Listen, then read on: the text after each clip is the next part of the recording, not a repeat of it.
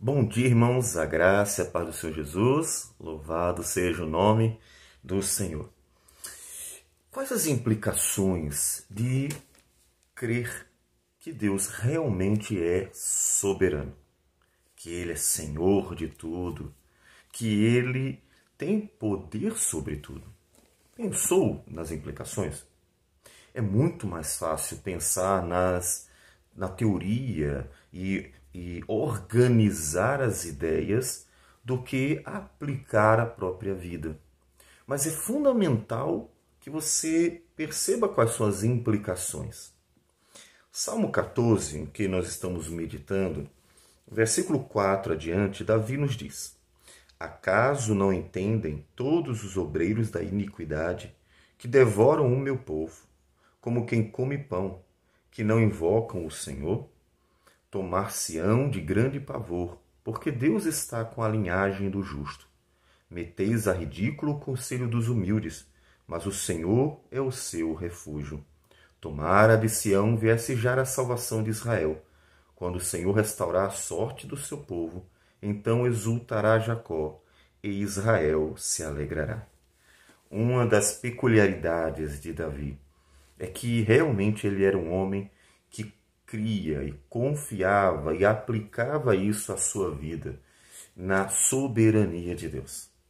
Você vê nos Salmos que, apesar de ele estar sempre contando as angústias de seu coração, ele sempre demonstra que tem uma plena convicção de que Deus agirá, de que Deus é o Senhor da situação.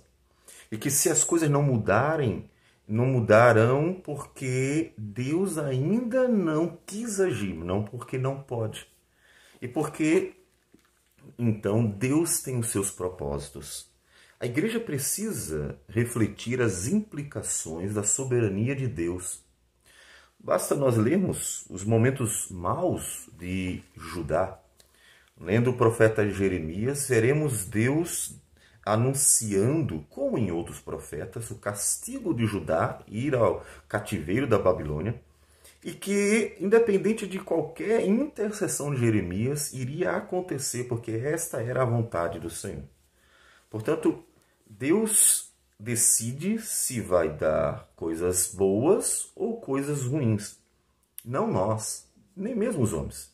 Ele diz que os caldeus seriam um instrumento para isso. Acontece algo parecido com a igreja do Novo Testamento, lá em Atos, capítulo 4. Porque o sinédrio que prendeu o Pedro e o João até proibiu deles pregarem a palavra do Senhor. Ali realmente havia uma perseguição, porque eles deveriam negar aquilo em que eles criam. O sinédrio discordava completamente da fé deles. E uma vez que eles foram soltos, diz a palavra do Senhor em Atos 4, versículo de número 24, que levantaram a voz a Deus unanimemente e oraram: Tu, soberano Senhor. Faz uma grande diferença esta introdução, esse início na oração deles. Senhor, o que aconteceu conosco, o Senhor sabe. O Senhor podia nos livrar, o Senhor podia nos reconduzir, o Senhor poderia destruir nossos inimigos, o Senhor poderia fazer muitas coisas. O Senhor é o soberano, que fizeste o céu, a terra e o mar, e tudo o que neles há. E ainda pré-anunciou por boca de Davi o sofrimento e morte do seu filho, de Jesus Cristo. E ele diz que tudo o que aconteceu foi porque eles foram um instrumento para fazer tudo o que a mão do Senhor e o seu propósito predeterminaram. Crer na soberania de Deus não é apenas uma questão teórica. Infelizmente, nós estamos vivenciando apenas uma série de teorias no cotidiano e esquecemos que elas têm implicações. E eles estavam aplicando à vida deles o conhecimento. Eles tinham menos estudo sobre o assunto, mas mais aplicações sobre ele. E você? Você realmente crê que Deus é o soberano e que tudo está determinado por ele? Por exemplo, Jesus fala do conhecimento sobre os fios de nosso cabelo. Ele fala que as folhas são de conhecimento do Senhor, que um pardal não cai se não for da vontade do Senhor. Você tem certeza que crer nisso? Então aplique a sua vida. Aplique. Aplique de tal forma que você consiga encontrar a paz de Deus que excede todo entendimento e que guarda a nossa mente e nosso coração em Cristo Jesus, como diz Paulo em Filipenses 4:7. Observe as implicações de saber que tudo neste mundo é do pleno conhecimento de Deus e que Ele pode mudar todas as situações, todas. Ele pode mudar até ressuscitar os mortos. Jesus Cristo ressuscitou a Lázaro. Os apóstolos chegaram a ressuscitar pessoas. Ele pode. Ou seja, a questão não é o poder, é o querer. Basta ele querer que as coisas mudem de acordo com a vontade dele.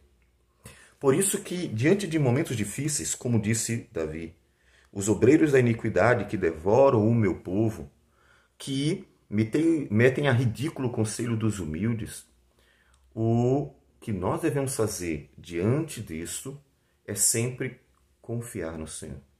É sempre esperar. Veja que Davi diz no final que ele espera a salvação de Deus. Não é interessante? Olha, ele está esperando a salvação do Senhor. Tomara de Sião viesse já a salvação de Israel. Quando o Senhor restaurar. Veja que esse último versículo mostra que Davi sabe que ele deve esperar no Senhor. Para que, inclusive, não tome decisões erradas e termine trazendo prejuízos para si mesmo, para o próprio povo que ele deveria governar. Caso consideremos que ele já era rei nesse momento, caso contrário, que ele haveria de governar. Então, diante de lutas, dificuldades, até mesmo de perseguições, ainda que não estejamos vivenciando de fato isto, tenha sabedoria, peça a Deus graça, confie no Senhor, peça ajuda, porque Deus está no seu trono. Quando o Apocalipse nos diz, no capítulo 4, que no momento em que a igreja está sendo perseguida, ali, de fato, não havia perseguição real, inclusive mortes. O próprio autor está exilado por isso. E naquele momento, Deus revela, dizendo que Deus está no seu trono.